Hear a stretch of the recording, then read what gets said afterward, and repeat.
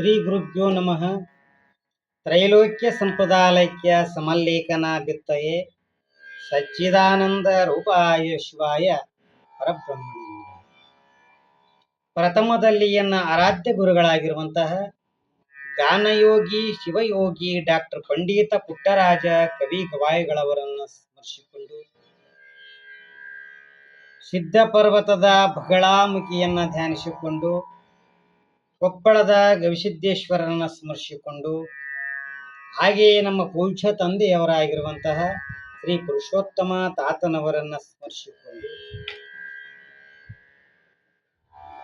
ನಾವು ಪುರಾಣ ಪ್ರವಚನವನ್ನ ಶ್ರವಣ ಮಾಡುವುದರಿಂದ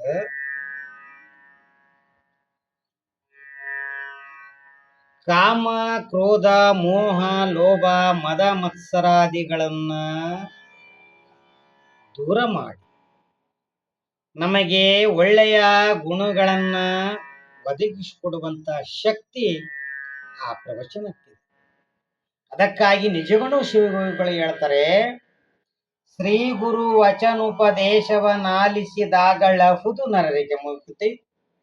ಹಾಗೆಯೇ ಸರ್ವಜ್ಞನೂ ಕೂಡ ಎತ್ತಾಗಿ ತೊತ್ತಾಗಿ ಇತ್ತಲದ ಮರವಾಗಿ ಮತ್ತೆ ಗುರುವಿನ ಕಾಲಿನ ಸ್ಥಿರವಾಗಿ ಇರಿಸು ಸರ್ವಜ್ಞ. ನಮ್ಮಲ್ಲಿರ್ತಕ್ಕಂಥ ಅಜ್ಞಾನ ಅಂಧಕಾರವನ್ನ ದೂರ ಮಾಡಿ ನಮಗೆ ಸುಜ್ಞಾನದ ಮಾರ್ಗವನ್ನ ತೋರಿಸುವ ಗುರುಗಳ ಮಾತನ್ನ ನಾವು ಆಲಿಸಿದಾಗ ನಾವು ಈ ಒಂದು ಮಾನವ ಜನ್ಮಕ್ಕೆ ಬಂದದ್ದು ಕೂಡ ಸಾರ್ಥಕವಾಗ್ತದೆ. ಒಬ್ಬ ಕುಂಬಾರನು ಮಣ್ಣಿಗೆ ಸಂಸ್ಕಾರವನ್ನ ಕೊಟ್ಟು ಅದನ್ನ ಸುಟ್ಟು ಮಡಿಕೆಯನ್ನ ತಯಾರಿಸಿ ನಮಗೆ ಕೊಡುವಂತ ಒಬ್ಬ ಶಿಲ್ಪಿಯು ಕಲ್ಲಿಗೆ ಸಂಸ್ಕಾರವನ್ನ ಕೊಟ್ಟು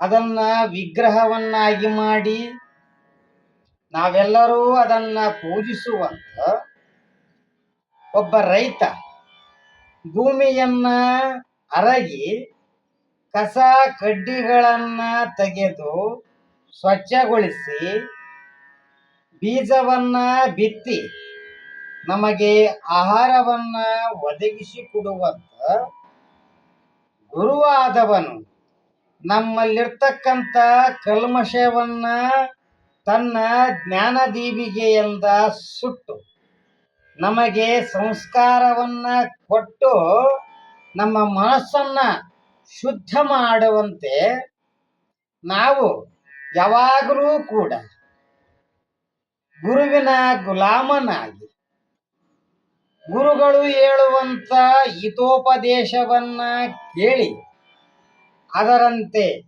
ನಡೆದುಕೊಂಡಾಗ ನಮ್ಮ ಜೀವನ ಸಾರ್ಥಕವಾಗ್ತಾ ಇದೆ.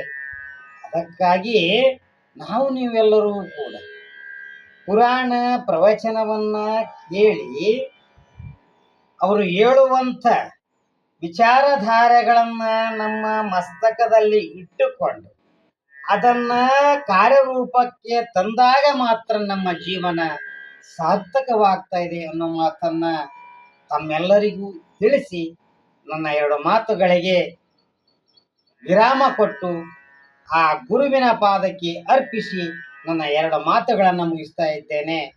ಜೈ ಶ್ರೀರಾಮ್.